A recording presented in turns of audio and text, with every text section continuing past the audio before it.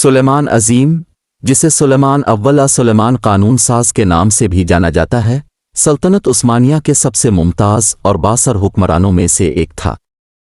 اس نے 1520 سے 1566 تک حکومت کی اور اسے سلطنت عثمانیہ کا 10واں سلطان بنا دیا۔ اس کے دور کو اکثر عثمانی طاقت کا زینہ سمجھا جاتا ہے اور اسے عظیم فوجی فتوحات، سیاسی اصلاحات اور ثقافتی فروغ کے دور کے طور پر یاد کیا جاتا ہے۔ یہاں ان کی زندگی اور کارناموں کی تفصیلی وضاحت ہے۔ ابتدائی زندگی۔ سلیمان 6 نومبر 1494 کو ترکی کے شہر طرابزون میں سلطان سلیم اول اور حفصہ سلطان کے ہاں پیدا ہوئے۔ اس کی جائے پیدائش اب جدید دور کا طرابزون، ترکی ہے۔ ایک نوجوان شہزادے کے طور پر اس نے ادب، سائنس، دینیات اور فوجی حکمت عملی میں بہترین تعلیم حاصل کی۔ اس کی پرورش نے اسے سلطان کے مستقبل کے کردار کے لیے اچھی طرح تیار کیا۔ اقتدار میں اضافہ۔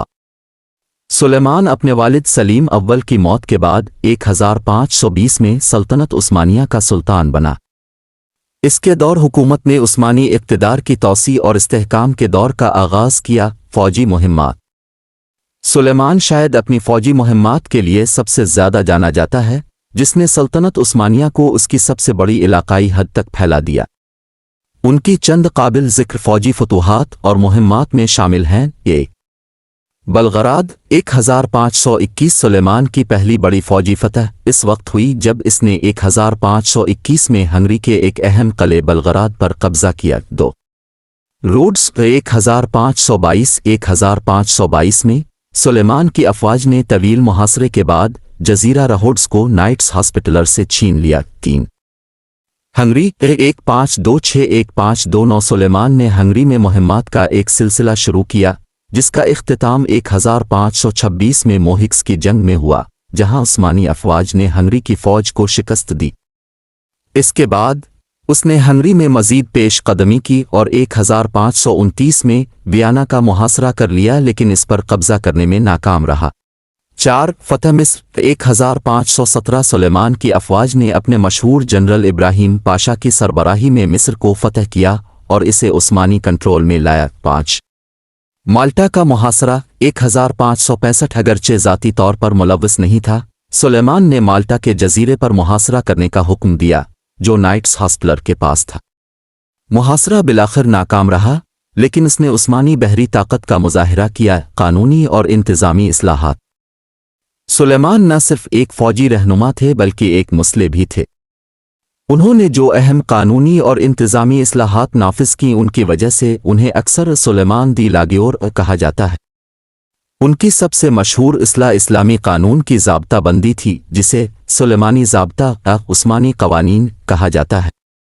یہ ضابطہ صدیوں تک سلطنت میں قانونی نظام کی بنیاد کے طور پر کام کرتا رہا۔ ثقافتی پھل پھول۔